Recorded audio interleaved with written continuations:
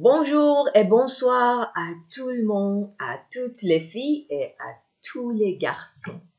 Bienvenue dans une autre séance, la suite de notre apprentissage du français, bien sûr avec notre livre édito. خیلی خوش اومدید به ادامه آموزش و تدریسمون با کتاب ادیتو و سطح دیبیوتان، سطح مبتدی. خب رسیدیم به صفحه‌ای که توش گرامر فیوتور پروش و پس رسان داریم. فیوتور پروش و پس رسان دو تا زمان هستن که فیوتور پروش مربوط به آینده نزدیک میشه و پس رسان مربوط به گذشته میشه که گذشته‌ایه که تازه تموم شده، خیلی تازه تموم شده و ساختار خیلی سمپل، آسون، فسیل، بازم آسون داره. اوکی on y va. اوکی بچه اینجا ما nous avons 4 phrases A, B, C, D. Regardez la phrase A. Tu une phrase ha. Observez les phrases. Quelle phrase exprime une action passée? Quelle phrase exprime une action future? Futur et passé. Quelle phrase? Comment sont construits les verbes soulignés? A. Je vais trouver un ordinateur pas cher. Je vais trouver un ordinateur pas cher. Je vais trouver un ordinateur pas cher. Je vais trouver. میخوام. میخواست. Alors, c'est le futur. Mais je viens de dépenser beaucoup d'argent. C'est le père, اون پدر بود که اینو میگه. C'est le père qui l'a dit که اینو میگفت. Je viens de dépenser یعنی یه عالمه spend کردم، یه عالمه پول زیاد خرج کردم که یه پس است.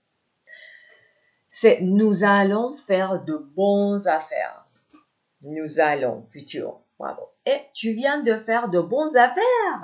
Tu viens de faire de bonnes affaires. و الان یه کار خیلی خوبی کردی، معامله خیلی خوبی کردی، یه چیز خیلی خوب با یه قیمت خیلی خوب خریدی.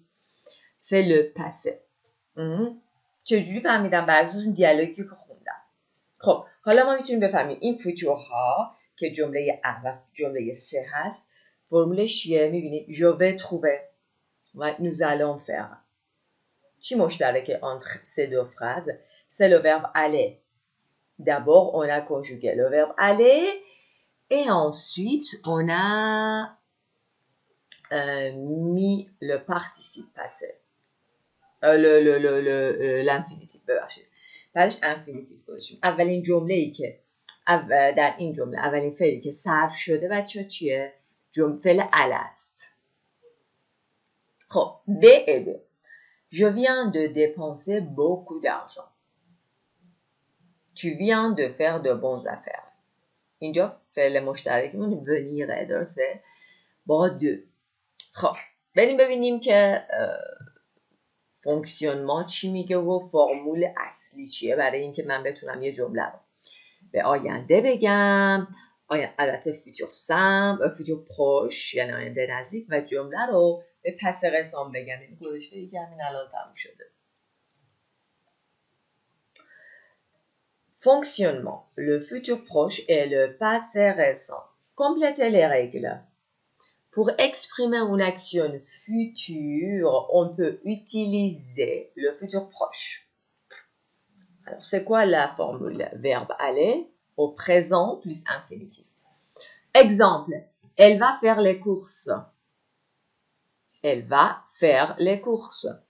Avec le futur proche, on utilise souvent des indicateurs de temps. Indicateur de temps استفاده میکنیم چیزایی که نشان میدن زمان. مثلا demain برای futur proche, ce soir, lundi matin, mardi soir, etc., etc.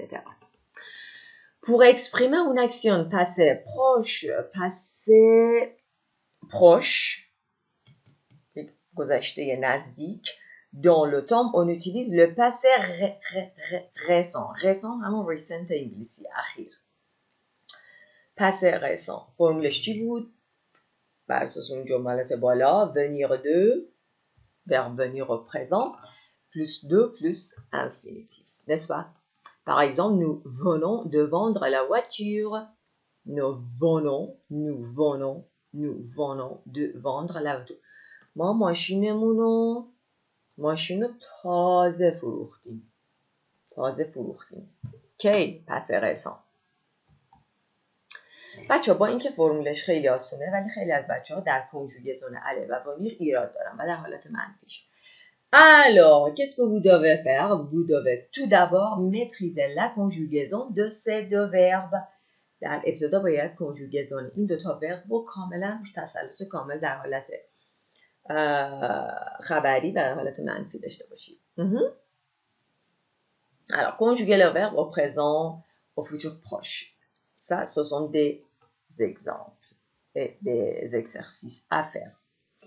اول از همه بچه شما بیاین اینا رو خودتون انجام بدید. بعد من یه دور میخونم با جواب درست و بعد شما الان ویدیو رو پاز میکنید، میرین جواب میدید و بعدش که جواب دادین میایین و چک میکنید. پس allez. Mais tu me poses et va répondre à ces exercices et ensuite viens ici pour vérifier les réponses. Va bien dire رو check کنید. Allez. Ok. Conjuguer les verbes au futur proche. En vacances, tu vas utiliser ton appareil photo tous les jours. B. Demain, mes amis et moi allons faire les soldes. C. Ce soir, mes parents vont aller au restaurant et moi, je vais regarder un film. D. Il va acheter une nouvelle tablette. Il va acheter, infinitif, une nouvelle tablette. Vous allez trouver des DVD au premier étage. Vous allez trouver les DVD au premier étage. Vous allez. C'est le futur proche. C'est quoi la formule aller plus verbe à la forme infinitive? Vous allez trouver avec ER. Eh bien, partie 4 aussi. برای partie 4 هم پاس کنید، جواب بدید و بعد بیان چک کنید. Conjuguer les verbes au passé récent. La fête est finie. Mes amis viennent de partir. دوستان تازه رفتن. Carole vient d'avoir 18 ans. Carole تازه 18 سالش. تازه 18 سالش شده. vient d'avoir 18 ans. تازه 18 سالش شده. Vous venez de رو جا نندازین بچه ها برای پس رسان. You have just. Vous venez de faire les courses. تازه خرید کردی؟ الان تازه خرید کردی؟ Astrid et Stéphanie viennent d'acheter un ordinateur. David et moi venons d'écouter un CD. بریم سراغ پرودیکسیون اکریت، کاری که برای اینکه آموزش و یادگیریتون کامل بشه. C'est à vous de le faire. باید انجامش بدید. Vous écrivez un mail. یک میل می‌نویسید à une amie, à un ami pour raconter votre week-end et vos projets pour la semaine à venir. برای هفته‌ای که قرار بیاد. Utilisez le passé composé. Le passé récent et le futur proche. Ici, j'ai un exemple à vous donner. Par exemple, salut Véronica, je viens de passer un super après-midi. Je viens de visiter le musée de Louvre. C'est beau. Ce soir, je vais aller au cinéma et je vais voir un bon film. À bientôt au revoir. Comme exemple.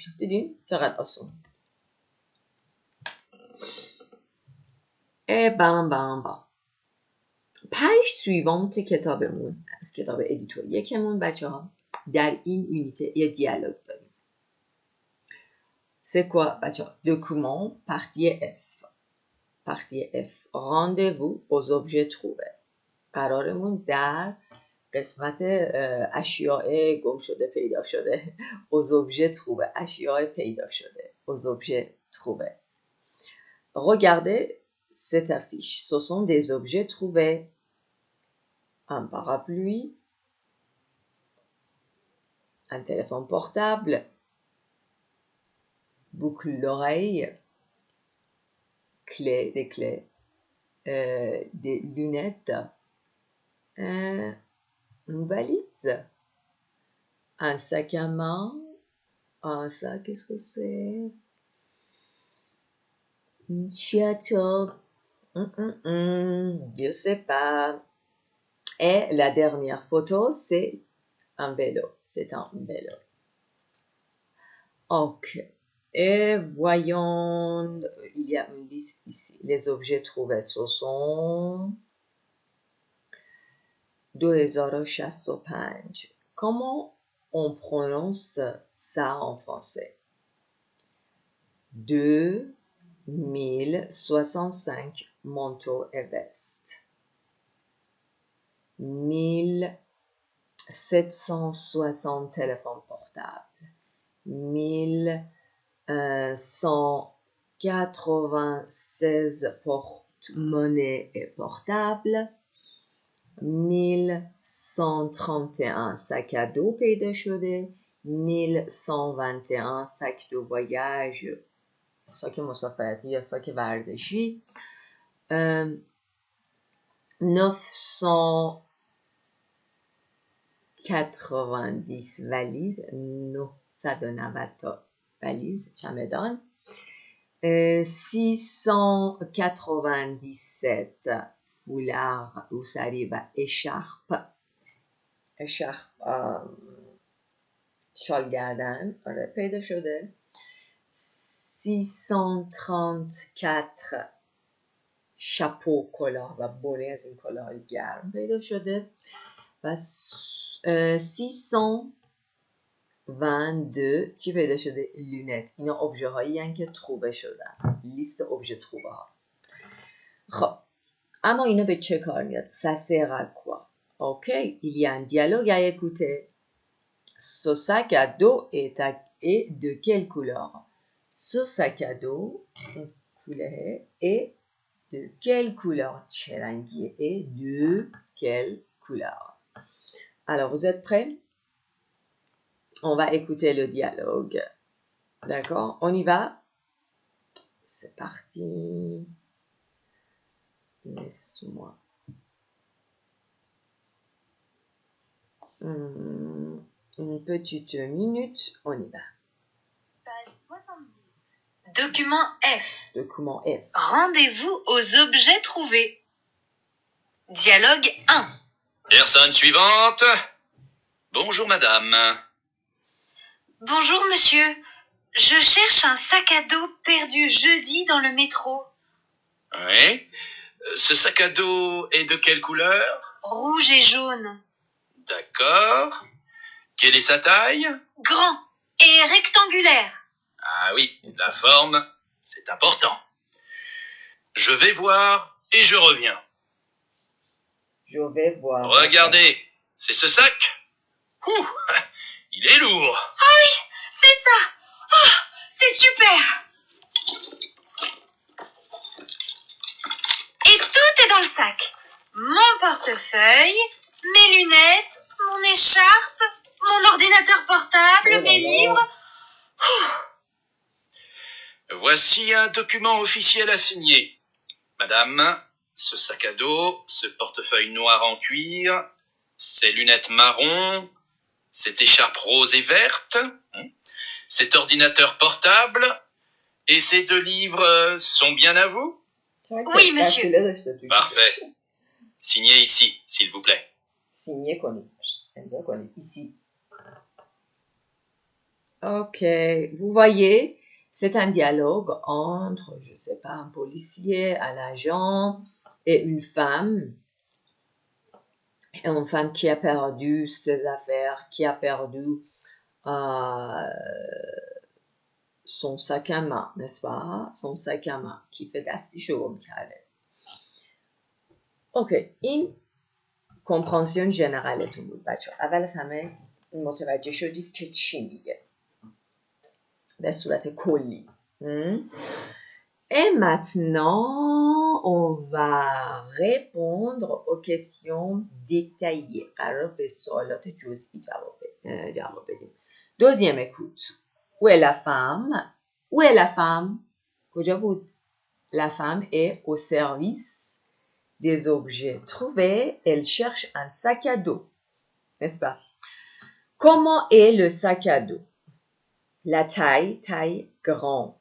Taille, size, la taille.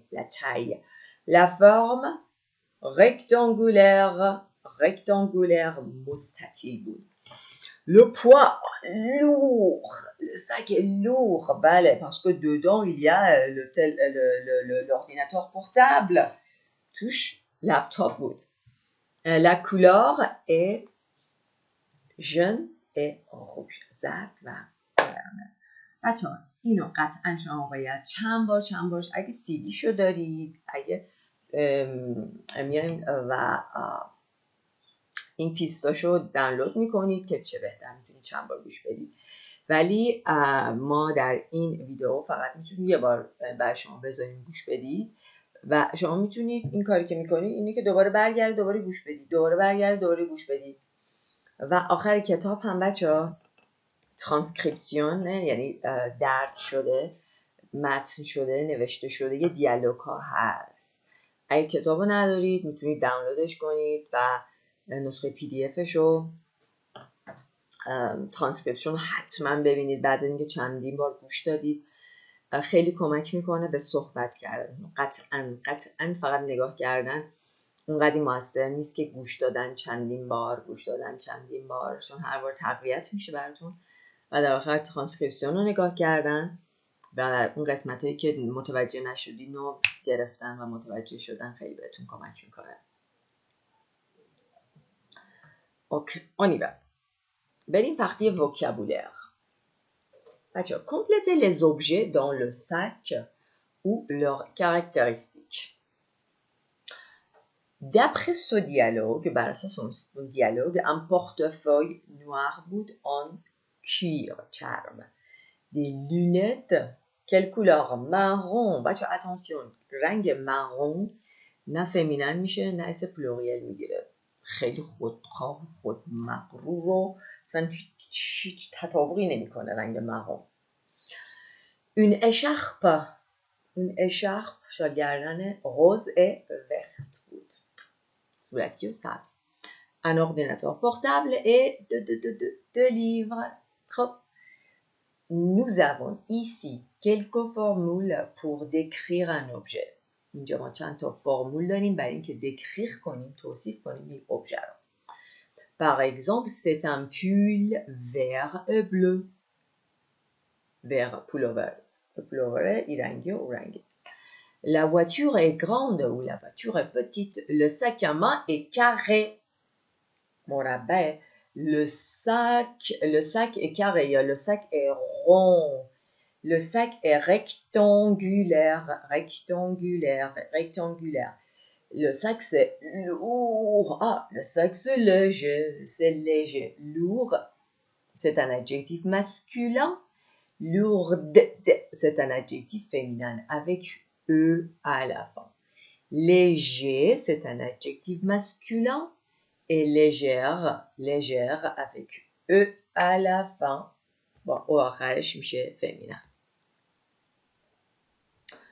Et les adjectifs démonstratifs.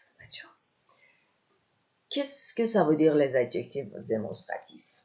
یعنی چی؟ نمیدونید adjectifs هایی که démonstrer میکنن. démonstratif. Alors, bien این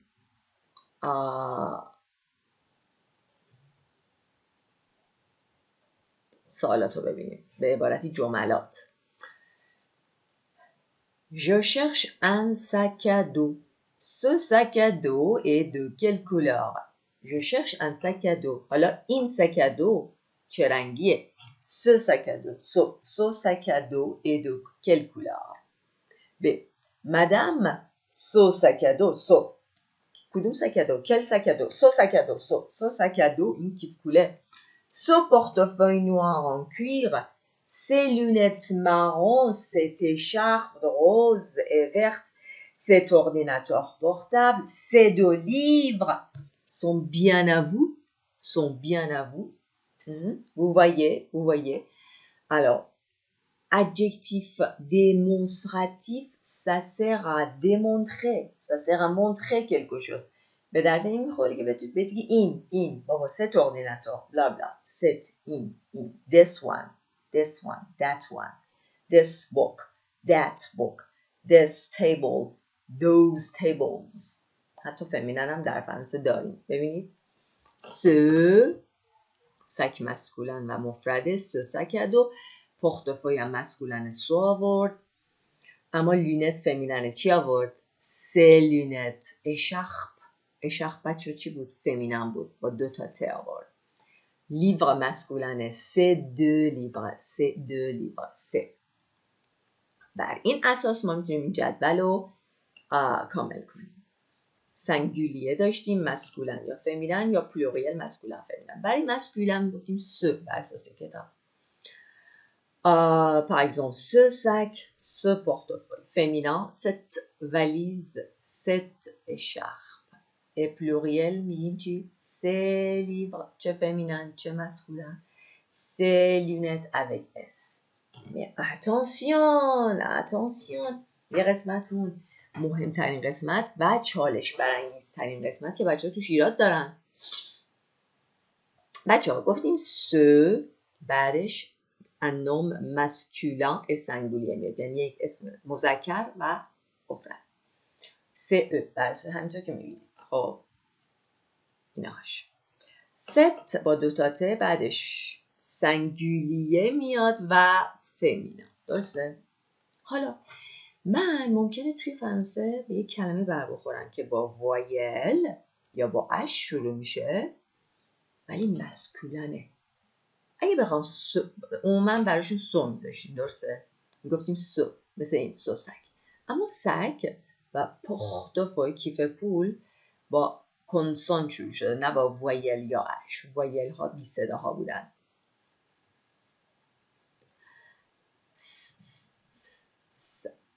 پس اگه مثلا بگیم این آقا رو در ذهنمون داشته باشیم با اش شروع شده. در این حالت وقتی که اسم ما مسکولن هست ولی با وایل شروع شده یا اش اونجا من یه ت فقط میذارم و اون پرونانس من مثل فمینن میشه ست با اینکه یه دونه ت هست. مثلا ببینید اردیناتور بچا اردیناتور ça veut dire کامپیوتر مسکولنه ولی با وایل شروع شده. بنابراین من اگه بگم سو اردیناتور 2 تا وایل به هم رسیدن یک و یه اردیناتور. برای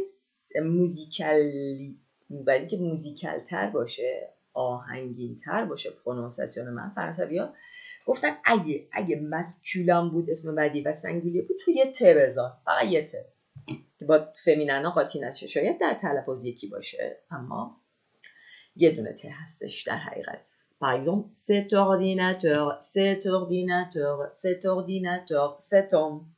homme, this man, cet homme. اما اگه فمینن باشه مثل ایستوار مثل تاریخ با 2 تا ت هرچند با اش شروع شده ولی چون فمینن هست بنابراین با 2 تا ت هست. ست ایستوار C-E-T-T-E ایستوار ست ایستوار این داستان. خب بچه آنترنمان رو انجام بدید پاس کنید تا البته جوابو هست.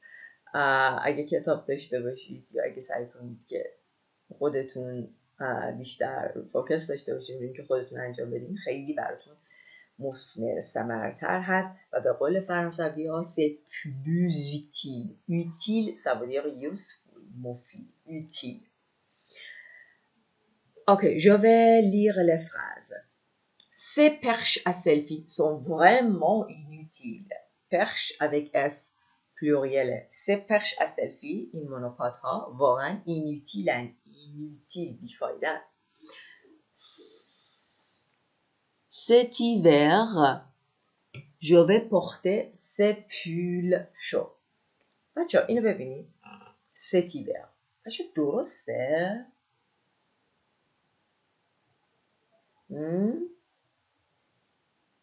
ایور با اش شروع شده یعنی زمستان. مسکولن هم هست. آفرین، باید یه دونه ت بذاریم. آفرین، خیلی خوب بچه ها مشخصی یاد گرفتیم. باید ولی تلفظش همون میشه ست.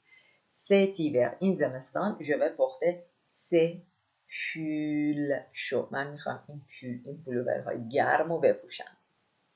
ces pulls chauds. C'est la forme plurielle pour le masculin et pour le féminin. این حواستون باشه بچه ها تو این تله نیفتین. ایور یه ت اینجا میگیره. درسته که مسکولنه ولی با اش شروع شده. برای من یه ت من باید درش بذارم. Cette veste grise est trop petite pour moi. Cette veste این کت گریز خاکستری est trop petite. خیلی خیلی کوچیکه برای من. Pantalon, c'est masculin. Ce pantalon à rayures est très joli. Ce pantalon à rayures rah, شلوار راه est très joli. Voilà. اینم بود adjectif possessif. adjectif démonstratif. ما بچه آخه adjectif متفاوتی داریم ولی این adjectif démonstrative. وقتی میخوایم یه چیزی رو demonstrate کنیم بگید ce livre, par exemple, ce stylo masculin, ce livre.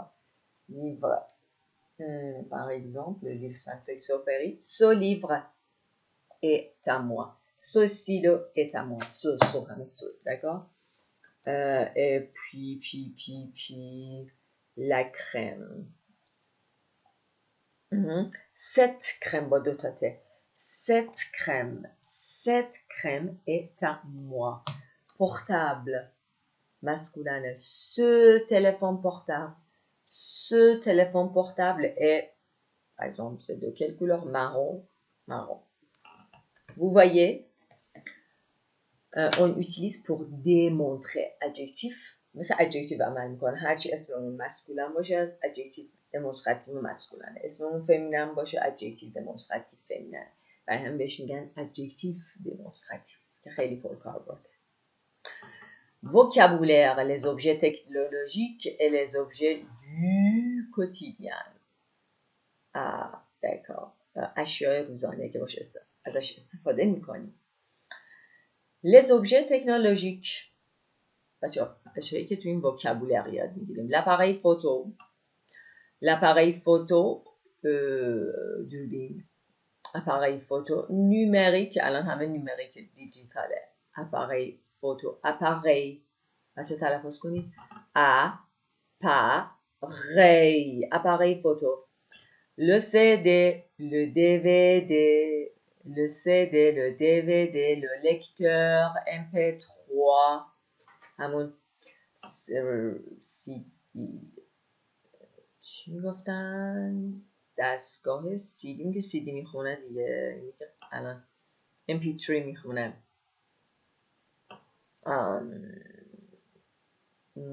مثل چی بود اسمش؟ قدیما بود که فقط مثل این بچه این عکس رو نگاه کنید. اینه لکتور MP3 فقط میتونید آهنگ گوش بدید.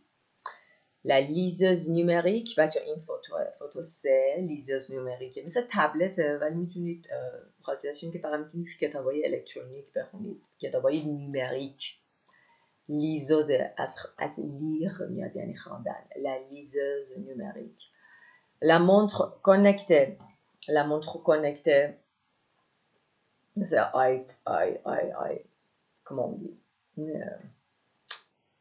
الان یادم رفت. iWatch ها. خدای من. مثل iWatch ها بچه ها به اون میگن به اونا میگن مونتر کانکته و هر چی که کانکته باشه بشه اینترنت باش وصل شد میشه ابژه کانکته. l'ordinateur portable یا ordinateur fixe همون ordinateur کامپیوتر فیکس ما که میتونیم توی خونه یا اداره ازش استفاده کنیم le clavier صفحه کلید la souris mouse l'écran همون مانیتوره l'écran la perche à selfie monopod le smartphone تلفن که ما داریم همه la tablette smart دیگه la tablette همون تبلت le téléphone portable et c'est ça nommez et décrivez ces objets بچه‌ها partie 3 un téléphone blanc et rectangulaire oui, c'est un téléphone blanc et rectangulaire c'est un lecteur c'est quoi c'est un lecteur MP3 rose rectangulaire oui liseuse c'est une liseuse numérique grise et rectangulaire et ça c'est un téléphone en fait un ordinateur portable blanc سفید blanc et rectangulaire بازم مستطیله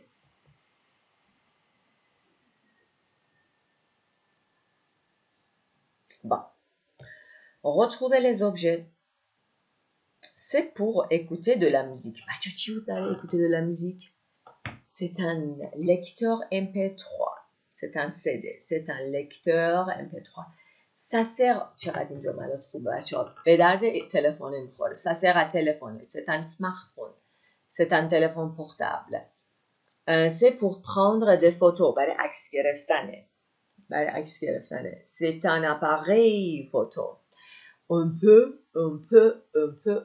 regarder un film avec c'est un DVD bien bien les objets du quotidien objets که به صورت کوتیدین روزمره باشون در تماسیم le porte-monnaie این بچه این میشه پورتمونه این عکس توش سکه میذارن مونه میذارن le portefeuille photo 1 le sac à dos le sac de voyage ça sac de voyage سفر le sac de sport اون کیفایی که ورزشی که میریم باشگاه et la valise او چمدونم بچه ها میتونیم باشه شاید این چمدون باشه بگیم بهتر باشه la valise چمدانه واقعا la valise féminin la description des objets چجوری میتونیم description کنیم objet ها رو میتونیم برای دیمانسیونشون ابعادشون بگیم large بزرگ large پهن large long کشیده long بچه ها large حتی فرم féminin c'est pareil یه چیزه long masculin longue g féminin avec UE long برای اینکه مطمئن بشیم میتونید گوگل کنید بزنید توی گوگل بزنید long la forme féminin long آخرش یک U و یک E اضافه میشه UE اضافه میشه long rond ronde carré rectangulaire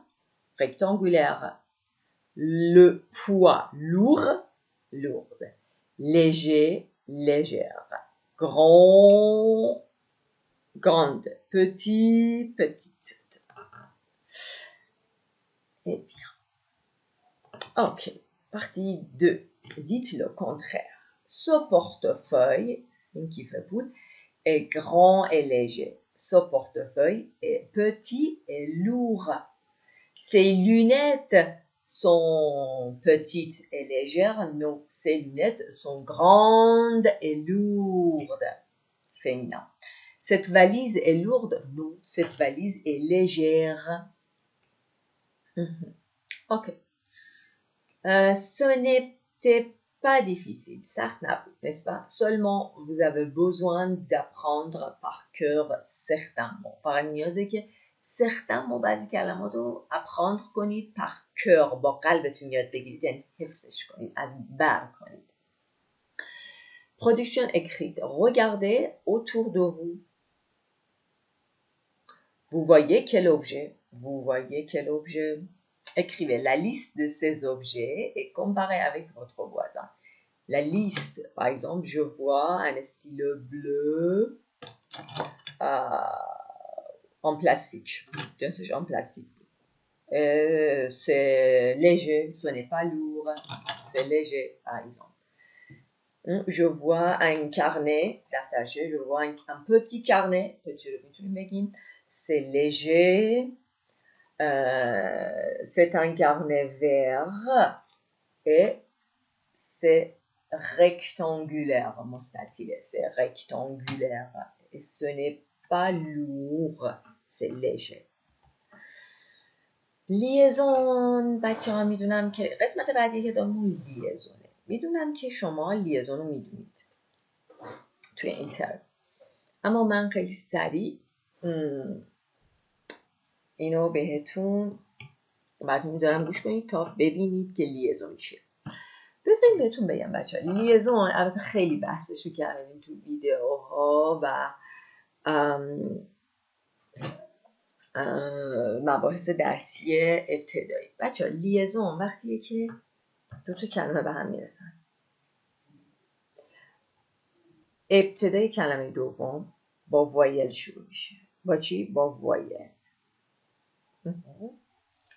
و اون کلمه اولیه به حرفی ختم میشه به حرفی ختم میشه که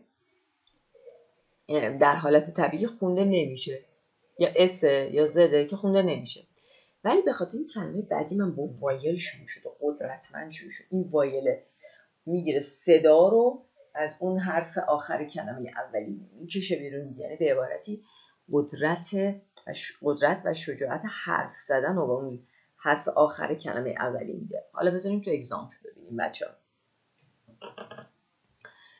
Écoutez et observez les groupes de mots. Répétez ce que vous entendez. ببینیم بچه ها. Page 72. Exercice 1B. A. Les accessoires. Les accessoires. بچه اینجایی. پارتی B. لیزون ها رو توجه کنید. Les accessoires. نگفتم les accessoires. این اس آخر کلمه اول بی صداست، ولی به خاطر وایل کلمه بعدی شروع شده. این شجاعت رو به اسم میده که صداش در بیاد، به عبارتی صدا رو از حلقوم اسم میکشه میاره بیرون. les accessoires. و به این میگن پیوند، لیزون، پیوند به زور. B. Des achats. des achats. C. Ces écharpes. ces écharpes. D. 3 heures. 3 hommes. 3 hommes. E. 2 ans. 2 x هم همچنین 2 xش خونده نمیشه به خاطر وایل بعدیه که x به صورت صداش در میاد. 2 سال. 2 ans. F. 1 euro. 1 همیشه میگفتیم 1 نزله. 1 1 نمیشه نمیگیم ان 1 ما میگیم 1 نزل. و این نه صدا نداره به واسطه او از کلمه اوهو یعنی یورو اوهو صداش در میاد. و چجوری پرونانسه میشه؟ انوهو. لیزون پیوند سریع. انوهو.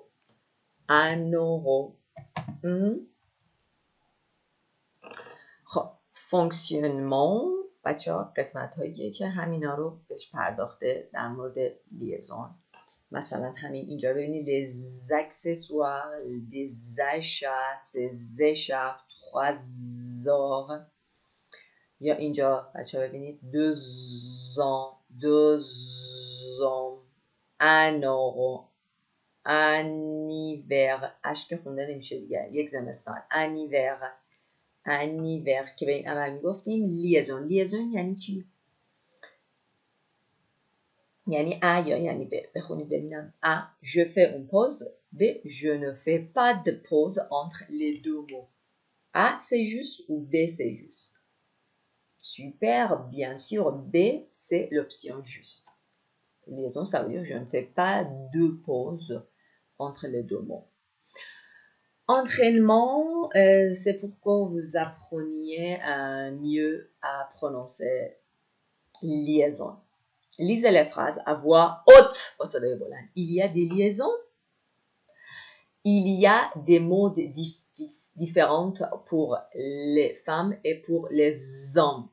J'adore les objets technologiques. J'ai un smartphone, 2 ordinateurs et 3 appareils photo numériques. Je fais des affaires quand j'achète des articles en solde. J'achète des articles en solde. Très bien. Et la partie grammaire et vocabulaire بچه‌ها که قسمت پایانی این درسه. برای اینکه آنچه که در این درس یاد گرفتیم و متوجه شدید pour vous tester vraiment برای اینکه خودتون رو تست کنید. Alors nous avons exercice 1, exercice 2, 3 et 4. Alors, complétez le genre et le nombre des adjectifs. بچه اینجا قراره که il faut accorder les noms et les adjectifs en genre masculin féminin et en nombre singulier et pluriel باید تطابق داشته باشه. Complétez le texte avec les adjectifs beau, cher, clair, large, lourd. Faites l'accord si nécessaire. Faites l'accord si nécessaire. Ce jean est très large. Il est trop grand pour moi. Ce jean est très large. Il est trop grand. Masculin pour moi. Tu peux m'aider à porter ce sac très lourd. Cette jupe coûte 90 €. 10 €. Elle est chère. Regardez l'accent. Je vais trouver un beau costume pour la faire. من قراره لباس سرهمی خیلی قشنگ پیدا کنم. کاستوم مسکولانه، بو مسکولانه برای جشن. Pour les vestes, en général, je préfère les couleurs claires. برای کت من عموماً ترجیح میدم رنگ‌های روشن. Couleur, c'est un nom féminin pluriel ici et clair aussi. C'est un adjectif féminin et pluriel. Le blanc, par exemple, مثلا سفید. 2. Le futur proche et le passé récent. On a appris le futur proche. Futur proche, la formule, c'est aller plus infinitif. Passé récent, venir de, formulش بود venir de plus infinitif. Conjuguer les verbes au futur proche ou au passé récent. Je viens d'acheter un livre de Flaubert sur ma liseuse. Maintenant, je vais lire ce livre. من تازه خریدم کتاب فلوبر رو روی لیزوزم. روی لیزوزم خریدم. نمیدونم چی میگیم تو فارسی. ریدر. این اون چیزی که باش میتونم بخونم. مثل تبلته ولی تلفن اینا نمیشه باز.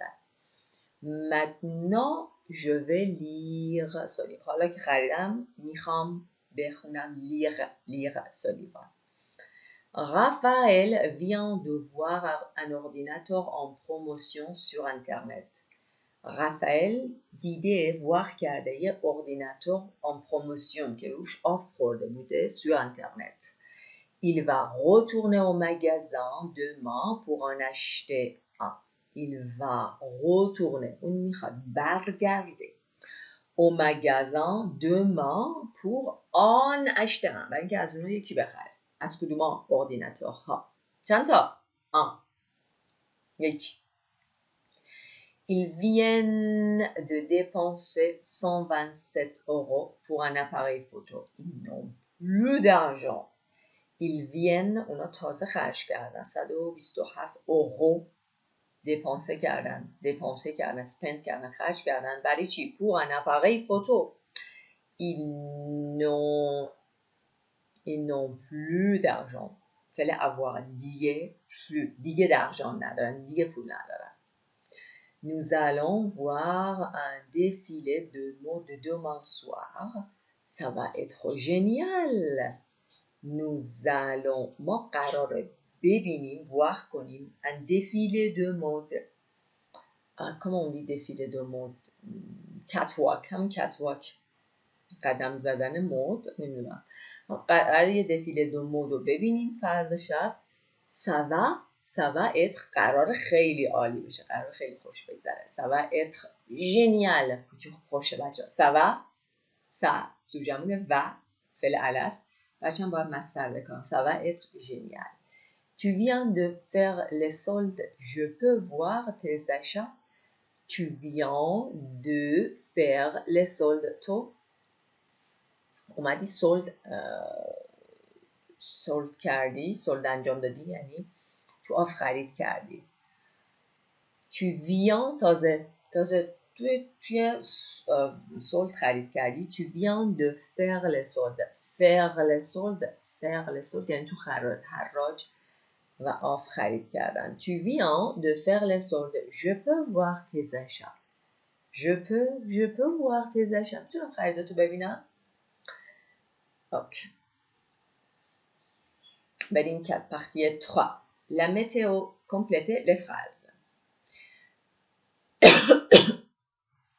excusez-moi il y a de la pluie je prends mon parapluie il fait beau vite mes lunettes de soleil il fait beau زود باش mes lunettes de soleil عینک آفتابی le soleil est gris il y a beaucoup de nuages clouds en hiver au Canada il y a souvent de la neige souvent اغلب c'est joli quand c'est tout blanc quand c'est tout همش سفیده quand c'est tout blanc خیلی joli و قشنگه et quatrième partie et la partie finale les vêtements et les objets trouver l'intrus trouver ça veut dire find l'intrus ça veut dire اونی که به اونایی دیگه نمیخوره آن اهمانی نیست A, B, C, D. Un téléphone, un clavier, un écran, une souris. Une veste, un pull, un portefeuille, un manteau. C. Un chapeau, des lunettes, une liseuse, une ceinture. D. Un sac à dos, une écharpe, un sac de sport et une valise. اوکی برای اینکه بیشتر متوجه بشید بچه درس رو بیشتر درک کنید و بیشتر براتون قابل لمس قابل درک و قابل استفاده بشه c'est ici le cahier d'activité les pages 41 42 برای این درسمون هست میتونید انجام بدید و سوالی اگه داشتید که در قالب کامنت جا میشد اینو حتما کامنت کنید بعد تو سوالا بپرسید من حتما دیر زود حتما بهتون جواب میدم Alors je vous souhaite une bonne journée et une bonne soirée à la prochaine fois au revoir